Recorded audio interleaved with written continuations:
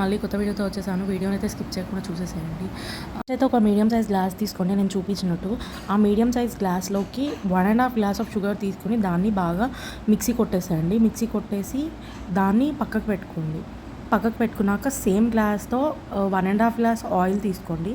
బాగా హీట్ చేసి మళ్ళీ రూమ్ టెంపరేచర్ వచ్చే వరకు కూల్ చేసుకొని పక్కకు పెట్టుకోండి. దీన్ని మళ్ళీ సేమ్ గ్లాస్తో 2½ గ్లాసెస్ ఆఫ్ మైదా తీసుకొని పక్కకు పెట్టుకోండి. ఆ మైదా కూడా తర్వాత మిక్సీ జార్ తీసుకొని అందులోకి 6 ఎగ్స్ అయితే తీసుకోండి. యాక్చువల్గా నేనైతే ఇక్కడ 4 ఎగ్స్ చూపిస్తున్నాను, కానీ నేను 6 ఎగ్స్ వేసుకున్నాను. 6 ఎగ్స్ వేసుకున్నాక అది బాగా మిక్సీ కొట్టేసేయండి. ఎట్లా అంటే బాగా వైట్ కలర్లోకి వచ్చేసేయాలన్నమాట. బాగా మిక్స్ అయిపోవాలి.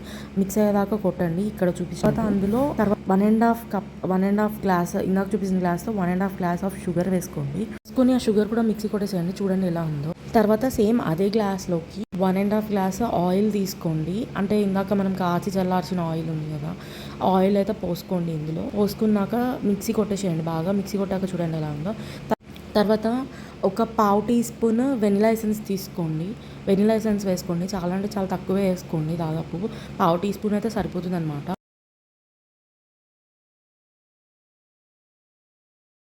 నెక్స్ట్ దాని తర్వాత 1 టేబుల్ స్పూన్ చాక్లెట్ ఫ్లేవర్ వేసుకున్నాను నేనైతే. అంటే పాప కోసం చాక్లెట్ ఫ్లేవర్ అనమాట. అది వేసుకున్నాను. 1½ టీ స్పూన్ అయితే వేసుకున్నాను నేను దాన్ని. ఆ క్వాంటిటీ అయితే సరిపోతుంది అనమాట దీనికి. ఎందుకంటే నేను చేసేది ఒక్కటే కేక్ కాబట్టి అంటే నేను ఒక కేక్ క్వాంటిటీకే చెప్తున్నాను అనమాట ఇదంతా కూడా. అది కూడా మిక్సీ కొట్టేసేయండి. బాగా బాగా కలిసిపోవాలి మొత్తం. కలిసిపోయాక చూడండి ఎలా ఉంది అనేది. దాని తర్వాత సేమ్ గ్లాస్తో 2½ గ్లాసెస్ ఆఫ్ మైదా వేసుకోండి, సరిపోతుంది. కాకపోతే ఇది హాఫ్ కింద కొట్టుకోండి మిక్సీ అనేది. ఎందుకంటే టైట్ అయిపోతుంది అనమాట. మిక్సీ జార్ తిరగదు తొందరగా. సో హాఫ్ కింద కొట్టుకోండి అనమాట మిక్సీ అనేది. మైదాతో పాటే ½ టీ స్పూన్ కంటే తక్కువ తినే సోడా అండ్ ఒక స్పూన్ 1½ స్పూన్ బేకింగ్ పౌడర్ వేసుకుని బాగా మిక్సీ కొట్టేసేయండి. చూడండి ఇలా ఉంటుంది.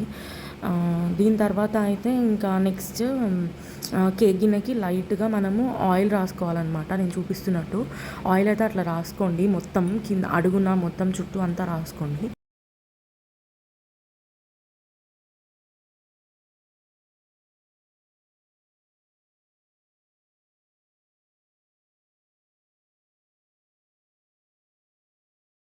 ఇక్కడైతే ఇంకా నేను బ్యాటర్ వేసేసుకుంటున్నాను అనమాట ఇందులోకి.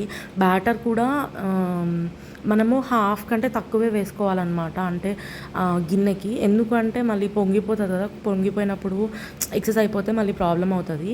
సో హాఫ్ కంటే తక్కువే వేసుకోండి బ్యాటర్ని. తర్వాత ఈ ఇసుకది అయితే మాత్రం బర్నర్ పెట్టి పెట్టండి. ఎందుకంటే తొందరగా మాడిపోయే ఛాన్సెస్ ఉంటుంది సింగిల్ బర్నర్ మీద పెడితే. సో బర్నర్ పెట్టి తర్వాత దాని మీద కేక్ గిన్నె పెట్టేసేయండి. చూడండి ఫైనల్గా ఇక్కడ చూపిస్తున్నట్టు చాక్తో అయితే చుట్టూ ఇలా సపరేట్ చేసుకోండి గిన్నెకి కేక్ని అక్కడ అండ్ ప్లస్ మిడిల్లో కూడా సపరేట్ చేసుకోండి నేను చూపిస్తున్నట్టు. సో దట్ మనకి ఈజీగా వచ్చేస్తుంది కేక్ అన్నట్టు. తర్వాత ప్లేట్లోకి తిప్పేసి ఇంకా కేక్ని తీసేసేయండి. అంతే మన కేక్ రెడీ. ఇక్కడైతే కేక్ కొంచెం బ్లాక్ అయిపోయింది అనమాట. ఎందుకంటే అవతల పాపను చూసుకుంటూ ఇది మర్చిపోయాను. సో కొంచెం బ్లాక్ అయింది. ఫ్లిప్ చేసుకుని ఇంకా కట్ చేసుకుని తినేసేయడమే. ఇంకా ఇక్కడ అయితే మా ఇద్దరు పిల్లలు కేక్ కట్ చేసి ఒకరికొకరు తినిపించుకుంటున్నారు. మా చిన్న పాప అయితే అంటే ఇంకా ఏమేమి కేక్ అయితే రెడీ అయిపోయింది. మీకు కనుక నా వీడియోస్ నచ్చినట్లయితే please like, share and subscribe. Bye bye. మళ్ళీ నెక్స్ట్ వీడియోలో కలుద్దాం.